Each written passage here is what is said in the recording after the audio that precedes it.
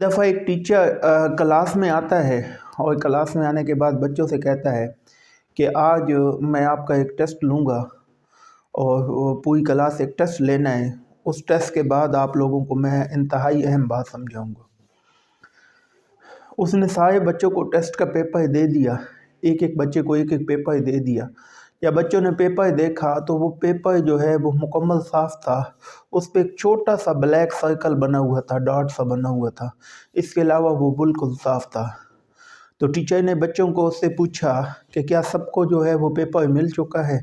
سب بچوں نے کہا جی مل چکا ہے. اس نے کہا کہ کیا آپ نے اپنا پیپر دیکھ لیا ہے؟ بچوں نے کہا اس کے اوپر تو کچھ لکھا ہوا بھی نہیں ہے.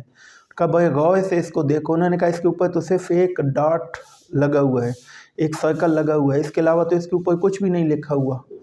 تو ٹیچر نے کہا کہ دیکھیں آپ کا یہی امتحان تھا، آپ کو پورا صاف پیج نظر نہیں آیا اور ایک سرکل اور ایک چھوٹا سا ڈاٹ جو ہے وہ نظر آ گیا. یعنی آپ کو ایک ڈاٹ، بلیک ڈاٹ نظر آ رہا ہے، لیکن یہ نہیں کہ انہوں نے وہ پیپر کی خصوصیات بتاتے ہوئے یہ بھی کہہ سکتے تھے کہ یہ پیپر بالکل وائٹ ہے، بالکل صاف ہے، اچھا پیپر ہے. ایک چھوٹا سا، انہیں صرف ایک چھوٹا سا داغ نظر آیا. انسان اپنی زندگیوں میں اس سے جتنی بڑی غلطیاں ہو جائیں، خطا ہو جائیں، انسان خطا کا پتلا ہے.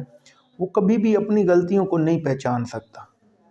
وہ کبھی اپنی غلطیوں کو، اپنی غلط رویوں کو، تمام چیزوں کو وہ پہچان نہیں سکتا. ہمیشہ وہ دوسروں کو چھوٹی سی چھوٹی بات بھی جو ہے، غلطی جو ہے وہ نوٹ کر لیتا ہے، لیکن وہ اپنی جو ہے وہ کبھی نوٹ نہیں کرتا. ہمیشہ وہ دوسروں کو غلط کہتا ہے. اسی طرح ایک اور سیم تھا کہ ایک ٹیچر نے کیا کہ بچوں کو جو ہے وہ وائٹ بورڈ پہ 2 کا پہاڑا لکھایا. تو اس نے 2 2 4 2 3 6 2 4 8 2 5 10 اس طرح لکھتا گیا اور آخر نے اس نے 2 9 19 لکھ دیا. تو سارے بچے ہنسنے لگ گئے کہ ٹیچر نے پوچھا کہ آپ لوگ ہنس کیوں رہے ہو؟ تو انہوں نے کہا کہ صاحب آپ نے کو 2 کا پہاڑا نہیں آتا، 2 9 18 ہوتا ہے، آپ نے 19 لکھا ہے.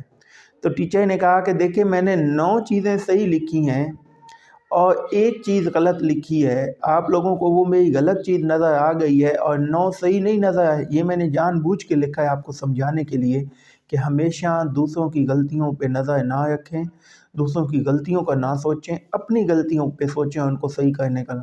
دوسروں کی اگر غلطیاں ہیں بھی صحیح تو ان کی اچھائیاں بھی ساتھ ہیں، وہ بھی تو دیکھیں.